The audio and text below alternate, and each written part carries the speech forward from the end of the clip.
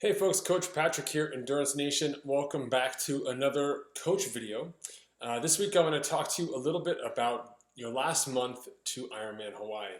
I know this is a small subset of people out there in the world, right? Only 2,000-ish competitors get to be there, but it's useful for everyone to think about their race through the same lens as Hawaii. So I'm going to dial that in for you guys and give you perspective on what's important over the last month of your training. Now, before I begin, I have to, let you guys know Endurance Nation is the world's largest and fastest online triathlon team. We are partners with Rev3 Triathlon and Trisports.com. We have over 40 different sponsors. You'll find the team at almost every single race you go to, whether it's running or cycling or swimming or triathlon. Be sure to say hi to people you see in the Endurance Nation kit and symbol. They're super friendly, and we'd love to have you join us. You can come and create your own free trial online at endurancenation.us/join. So, Hawaii. What is Hawaii?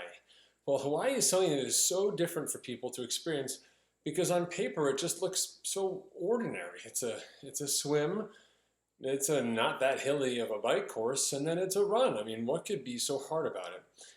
The difference being that once you get there and you actually are on the ground and experiencing it, you realize the degree to which difficulty has increased without any of the ostensible warning signs that would tell you things are going to be hard. For example, if you saw a bike course that had 10,000 feet of elevation gain or 15,000 feet or something from the Tour de France, something in your head would trigger and you'd be like, that's a tough bike course, I better watch out. But when you look at your bike course and then look at the Hawaii bike course, you match them up online, you say, that's not so bad.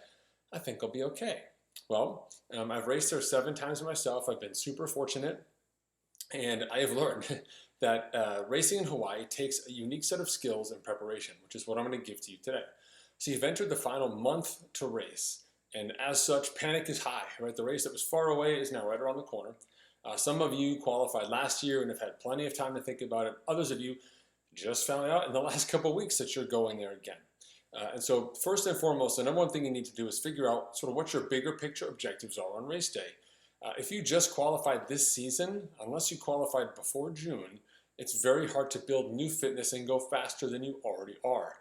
So if you qualified this year, your goal is really how well can I race at the level I've already raced this year? You're sustaining fitness, you're changing your strategy according to some of the tips I'll give you now, and hopefully be just as fast on the island as you were wherever you qualified. For those of you who've had a full year or more than 12 weeks to prepare for this race itself specifically, you have an opportunity to go faster. But as any race on the Big Island, it depends greatly upon the weather and the conditions and how you execute. And so it's very important that you've made that decision early and you know how you want to lay it all out. Okay? Because I hate to see people who just qualify show up and think they're going to go all out. The race is tough. It's World Championships for a reason, not just because it's in this remote location, because it's hard. The winds, the heat, the combination of the two, the competition, it's brutal out there. And if you're not prepared, you're going to really, really suffer. So let me jump over here to my outline so I make sure I don't miss a thing so you guys are ready for this race. So number one, final 4 weeks of training. The most important thing you can focus on is your nutrition execution. It's going to be hot on the Big Island. It's going to be humid and it's going to be hot. And there's 2 different types of heat on the island, okay? There's heat from the sun, and then there's radiant heat off of the lava. Both are super tricky, and both will combine to put some serious pressure on you on race day. And so what happens with the heat, you'll notice that the minute you get off the plane and start walking on the island, it's oppressive. You have to adapt. Hopefully you have more than 3 days to kind of get acclimated to the conditions and at least be able to breathe and sweat normally. Unlike you would normally do if you were at home, all of a sudden there you're twice as hot, working twice as hard for the same effort. Body has to adapt. So that's why driving and getting there early is super, super important. But from a nutrition perspective, on a normal bike ride, let's say you drink a bottle and a half an hour of fluids. That's great. But the conditions, what they will be in Hawaii, say they're going to be 85 with some winds and some humidity, you might need to drink 2 bottles or 2.5 bottles an hour. So you've got to sit down, do the math on that fluid plan, and start training it now. Like literally load up your bike with bottles. My Kona bike setup has an aero bottle on the front. I've got 3 bottles behind my seat. So it's 4 bottles. And then I've got 2 bottles in my pockets. So I've got 6 bottles. I drink a bottle every 20 minutes for the first hour. And then I drink a bottle every 30 minutes thereafter. So that gets me through about 2.5 hours of exercise. and then I can stop at a convenience store and load up and go again. So in a 5-hour ride, I only have to stop once, but I'm carrying a lot of weight, which I sort of figure is resistance training. But the point being, I'm training my system to handle the fluids. Of course, now in the fall, it would mean stopping quite more often to pee, but it's going to set me up for success on race day, because when it gets hot and you realize it's hot out there, you can't just simply start throwing down extra fluids and expect your body to be able to process all of it under your normal training or racing load, which is why we practice it. In addition to the fluids, there's also the food. So the fluids will help you manage the calories because you're going to be taking more in with the sports drink, but you've also got to make sure your food strategy is on point. It's going to be hot out there, and if you're planning on things that are covered in chocolate or easily melt, you're going to be sorely disappointed with your nutritional choices on race day, as it all turns into one giant ball of goop. So I recommend things that are wrapped, or if not wrapped, you can wrap them in rice paper, and inside our Endurance Nation power tip.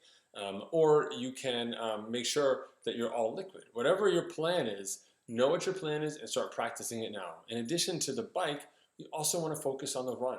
And even though you might run around your neighborhood and run 6-8 miles and never take a drink of anything and you're fine, because you're preparing for Kona, you need to wear your fuel belt, and you need to have half of one of those 8-ounce bottles, so 4 ounces, half of one of those bottles every mile. So every mile the watch beeps, stop the watch, drink 4 ounces, put the bottle away, start the watch, run another mile, and just get really good at drinking 4 ounces every mile. Again, that's a competency. It's a skill for race day that's going to set you apart from the competition. The ability to eat and drink despite the conditions and despite the effort that you're putting out there. Super duper important. And that's something you can absolutely do right now. So get to work, retrofit that bike and be ready. Speaking of retrofitting things, it's time to talk a little bit about shopping, right? Because there's probably some things that you need. And I'm not talking about, carbon screws for your aero bars so that they're, 0.7 grams lighter than other screws. I mean, a little more bigger picture wins for you that hopefully will help you set up to be a little more aero and functional and fast on race day. So first and foremost, I mentioned that aero bottle. It's a given in Hawaii. You need a bottle between the bars that you can drink out of while in the bars. And this is because in Hawaii, the winds gust down off of the mountain ridge, off of the volcano essentially, because it's so hot on the lava and it's so cool in the water. You get this dynamic shift. Since you're on the leeward side, the wind comes over. Further you get to Hawaii, as you come around as you come around the island, the stronger those winds get. But it's not a wind like you have in your town where you're like, oh, it's windy today, and you can see all the flags pointing out. The wind in Hawaii is such that it bursts, it's gusts. It's like someone comes along and just kind of flicks your front wheel every once in a while, and your bike goes all over the road. And when you're riding and you look up the road, you'll see people doing something crazy up there, and you're saying, what's happening? And right there is a wind tunnel, and when you get to that point, you're also going to feel that same blast of wind. So having the aero bottle between your bars means that you can eat and drink and you don't have to sit up. You can just drink when you need to, which is critical, because if your bottle requires you to move your hand around, I've had races out there where I'm riding and I'm like, okay, I need to get that bottle off the back. Here we go. I take my hand off the bottle and the gust of wind comes and I got to put my hand back. I'm like, okay, let's try that again. And the gust of wind comes. The net is I've gone like 20 minutes without a drink because every time I take my hand off the bars, the wind comes and it moves my bike. So you need to have an aero bottle up front. We prefer the Speedfill A2, super simple, what doesn't spill. Right there, it's got Garmin computer mounts, everything you need. You can easily refill it. Okay, so you definitely want that aero bottle mount. It makes a huge difference in Hawaii, not just for handling the winds on the way out, which are gusty, but handling the sort of steady headwind that builds behind you, tailwind on the way out, but headwind on the way back, that is going to be in your face as you're coming back into town. And being able to stay aero and drink is critical. It's going to give you a few more miles per hour in that competition. Okay. People ask a lot about aero helmets in Hawaii. Like, it's so hot. Should I or should I not wear an aero helmet? My recommendation to you is that you wear whatever helmet is the most aero you can wear, with the caveat that you need to have a method of keeping yourself cool. Very few people ride so hard that their body will overheat inside their bicycle helmet. Most of us have wind on our body, a sweat evaporating, which cools us down. That keeps our core body temperature down despite what's happening to our skull. That said, having an extra bottle gauge on your bike for a bottle of water, super helpful, especially when you're hitting those hills, because that's where you feel the heat. When you slow down on the hills on the way back with a slight headwind in you, and all of a sudden, instead of going 20 miles an hour, you're going 8 miles an hour, you feel the radiant heat of the earth. And you can see this on a data file. People's temperatures will spike every time that they slow down. So speed drops, temperature goes up. And at that time, you're going to want to cover yourself. Cover your arm coolers with water, cover your body, your back, maybe even put some on the back of your neck. Whatever you can do to keep that temperature down, avoid accumulating too much heat. That's important. So I recommend an aero helmet because you want to be fast, okay? But there's plenty of smaller, more functional aero helmets that don't require the same cost as bigger helmets that are like totally sealed up. Okay, so you don't have to go out and spend $650 on a helmet just to race in Hawaii. Any helmet will do. The helmet is not going to win the bike, but the more aero you can get, as long as you make a promise to yourself to stay cool, you should be all right. Okay. Finally, race wheels. In Hawaii, everyone knows that you can't ride a disc in the back. It's just too dangerous. But you can go crazy with whatever wheel setup that you want. In general, we recommend that you get as aero as you possibly can. So this means deep rims. I personally ride like 808s, Zip 808s front and back with my Power Tap wheel in the back. I'm a bigger guy and I've ridden on the island a couple of times. I'm used to the winds. I know sort of how it feels and where I'm at. For first timers, you likely will want to go with a less deep of a rim on the front, which is where the jumpiness comes from the wind, right? Like if it hits your back wheel, it doesn't matter, but the front one's where you steer, and if the wind catches that, it can kind of freak you out. And so maybe having a slightly shallower front wheel. So some people will go like 404 front, 808 rear. Whatever you're comfortable with, you will know. It's nice to have options when you're on the big island, but if you have to commit, I would go with some level of a deep rim. At a minimum, I'd go like 404s. I don't know what that translates to in other wheel sets, but you can do the math on your own end. But aero wheels do make a difference in Hawaii, and it's certainly worthwhile in terms of checking those out. In addition to the wheels, you definitely want to make sure you've got new tires on there. Put them on about 2 weeks out. You know, we recommend wider tires at 25 millimeters. Make sure they fit your bike. You need a lower tire pressure to run those. It's just a much faster setup and a slightly lower tire pressure. For me, I'm 185 pounds. I would ride 25 millimeter tires, kind of in the 90 to 100 PSI range. And as such, it's nice because you can max inflate those guys to 140 if you wanted to. But you can put them at your race PSI and leave them on the pier when you're out there swimming, even though the tires will increase with the heat from sitting on the pavement, despite the green turf on top. They're not anywhere near in danger of blowing. Now, if you pump your tire up to like 130 PSI, and it can only go to 140 and you leave it on the pier, that thing's probably going to blow.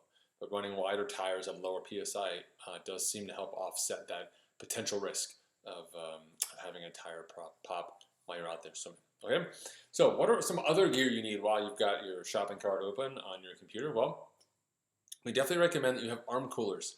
These look just like arm warmers. You just pull them on over your arms. Typically white. DeSoto makes a couple great pairs. They're usually slightly transparent, and the idea essentially is that you get those wet with water on the bike, and because it retains the moisture on your skin, the wind from the bike hitting the arm that's wet will now stay cooler because you're there, and it works fantastically on the bike. It also does a great job of keeping the sun off of your arms.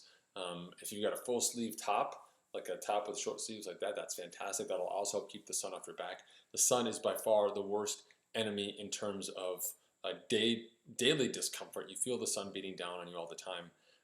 And later on, you'll definitely feel the after effects as you just have sunburn numbers. Typically, the right side of your body gets way worse burn from the run than any other part of your body. There's also right side coming back on the bike and then right side on the run as well. So something for you to think about in terms of taking care of yourself. Arm coolers make a difference. They may not really work for you on the run. In fact, many people sort of feel sticky because you're not going fast enough. You can always ditch them, they just roll right off. Okay, super, super easy. We do recommend something like a trucker hat. You want something that's not sitting, like not smothering your hat, but goes over your head to block the sun. Trucker hats are kind of like a visor with a roof, like a dome, because that's also not on your head. Great for holding ice and keeping the sun off your face, which makes a big difference, I find, as you go. And then finally, I would be remiss if I didn't recommend a Race Saver bag. I've got one right here. You're going to want your Race Saver bag from Mile 18. It's awesome because when you're out there racing on the Big Island, you can have the bag on your hand just like this. You can put the ice in it from the aid stations. It closes right up. You've got ice in your hand. You can take it, you can tuck it inside your hand so it stays there. Most importantly, when you're in an aid station and you put that ice in the bag, you drop the ice in there and it closes down. You can still eat and drink as you need to because you have your ice. You're not going to lose it. When you leave the aid station, you can put this under your hat, shirt, whatever you need. You can always pour the water out of it, keep the ice, eat the ice if you want to, whatever you want. It makes a huge difference out there on the Big Island. So check that out at mile18inc.com. All right, so moving on. Heat acclimation. This is another question I get a lot. I got to get ready for the heat. What can I do? Well, important constraint to note, you really can't uh, fake the heat and have it work for longer than 2 weeks. So if you're thinking about heat acclimation, take a look at your travel schedule. If you're going to be there for more than 6 or 7 days on the Big Island, I'm not worried about heat acclimation for you. You'll have time on the island. You can do a couple key workouts and absorb them. You'll be fine. If you're getting to the Big Island less than 7 days before race day, so after Saturday before race day, because the race day is on Saturday, then you're going to need to do some heat acclimation stuff. And that means essentially, I don't mean like cranking up the thermostat in your house, but what I do mean is doing workouts indoors on the bike and the run to simulate the heat conditions you'll be feeling. So turn off the fans, get on the treadmill at the gym or the treadmill at home, the bike train at the gym or home for those key sessions. What I don't want you to do is to go out and like ride your bike outside, but bundle up with like 16 layers. Because if you stop and start again, all that sweat on your body is going to make you really cold and could potentially lead to illness. Not to mention, it's just uncomfortable riding with all of that stuff on your body. So just go do your long rides as you do. If you can find the warmer part of the day, that's great. Do the nutrition plan as you're planning for a race day, but do the critical midweek sessions, shorter runs, shorter bikes, etc., indoors in that more crucible-like setting for you. That will be helpful. In addition, if you have a sauna at your gym or the Y, the next town over from me has a sauna, you can go swim and then make sure you're hydrated, but sit in the sauna for a while and just get used to being in the heat and handling the heat. When I'm on the Big Island, I don't drive around with air conditioning on. I just leave it normal, get used to just being in sort of the regular temperatures, and I try and avoid air conditioning in my condo or hotel room if at all possible, unless my family is just suffering as well. Midday workouts make a difference on the Big Island. If you're there early enough, like for those of you who are attending Endurance Nation's Kona Camp, your basically race week prep, we show up on the Friday before the race, so we're 10 days out. And as such, we have the opportunity to do the open water swim on Saturday. We'll do a 3-hour bike on Saturday. So we're going to get a big bike in the heat of the day and really start kickstarting your system to acclimate to the conditions. And so those midday workouts make a difference. So I do recommend maintaining that throughout the session. You can swim in the morning, but doing a short bike or short run when you're on the Big Island, sort of closer to the middle of the day, will make a difference. Obviously, as long as it works with your family or whatever other sort of time constraints that you have. Okay? So key workouts. This is the last segment of this coach video for you guys heading into Kona. The key workouts you need to think about. When I think about this section, what comes to mind is that many of you have raced this year. So you've already done a huge block of training. Then you did your biggest workout of the year in your race. And now you're thinking about, how do I redo all of that to be ready again? And you have to remember that you're already sort of 2/3 of the way there. You did all the work. You were successful enough to have qualified. And here you are again building up. So we don't need to go through and reiterate the same last 6, 8, 10 weeks all over again to do it, because you're not at the same point when you started those 10 weeks the first time. So instead, I want you to think about some key sessions. Of course, we'll want volume, and our training plans inside Endurance Nation have that, and perhaps you with your own training plan will have that as well. But key sessions that we think are important. Number one, you simply can't swim enough. Open water swimming in the ocean with the swells that are down there in Kailua Bay is super challenging. And so just getting comfortable in the water and just used to swimming for a long time is helpful. So any extra time during this final month when you can swim, we strongly recommend it. If it's open water, that's a bonus, but I'll take any type of swimming whatsoever. You can make your swim workouts harder by using something like a pull buoy and then putting ankle bands, elastic bands around your ankles, so you're just pulling with your arms. That's a way to sort of add more swimming, but really lock it down to your upper body, allow you to continue doing the work, run and cycling without impact from those additional yardage swimming. Okay. Number two, the next key workout is swimming then biking. This is one of my favorite sessions. You go do a long swim. For me, it'll be like a 2-mile open water swim if possible. I don't live that far from the ocean. 2-mile open water swim, and then within 15 or 20 minutes, I'm on the bike and I'll do 56 miles, about half race distance. I'll do that like a half Ironman. I'll do that at half Ironman effort. So much harder than I plan on going on race day, but really putting my system under stress getting out of the water, which highlights the need for nutrition on the bike, importance of pacing. Even though I'm staying at a high level of effort, I want to pace myself on the hills and the terrain to be safe and manage my heart rate across that. So it really kind of raises the bar for me. I don't think people really appreciate the cost of swimming and then biking. And Hawaii is such that the swim is so much more challenging than an average swim. And you get right out there on the bike that you need to be ready to go to ride well. So definitely looking at that type of workout for you. That's one thing you can easily do on a Saturday. I do mine on Fridays, whenever works for you. And then finally, running in the heat. Running in the heat just takes a lot of attention to detail, managing your heart rate, managing your nutrition, trying to stay cool. So if it's still warm at certain times of day near you, then I encourage you to get out there and run in the hottest part of your day as possible. If not, when you get to the Big Island, do some short runs in the heat to get used to it. But definitely get used to just sort of running in the heat and what that feels like. What happens to your shoes? What happens to your sweat? Like, what does your body start to break down? At what point in time you start to notice the heart rate really kind of pick up and get out of control? All of those things come into play, and they're super important for you to be on top of. And if you can get on top of that stuff now in training, it's going to correlate to a better race day experience because you're going to know those early warning signs when they pop up. I'll be back with another video on how to actually execute well on the Kona course, but for now, use these final 4 weeks to focus in on these critical elements. Number 1, get that nutrition plan rocking and locked in so you're practicing it all out before the Big Island. You got to buy all that stuff and use it, so let's get that done now. Second, hit the online store here, maybe trisports.com. Pick up that Aero bottle. Make sure you've got a solid helmet you can ride in, got arm coolers, you're all set with bottles. You have everything you need to be cool and effective and fast on race day. And then finally, take a look at your travel plans and map out any heat acclimation work you need to take into account, whether it's before you leave for those of you going less than 7 days before the race, or if you're going to be able to handle all on the Big Island like those of you who are able and fortunate enough to travel to the Big Island early. Racing in Hawaii will be challenging no matter what your fitness level is. You can see it on the faces of the competitors from past race videos, but it can still be a good experience if you remain in charge of the big details that are going to move the needle for you on race day. Best of luck to you in your final weeks of training. I look forward to seeing you guys on the Big Island and cheering you guys on as you cross that finish line. See ya.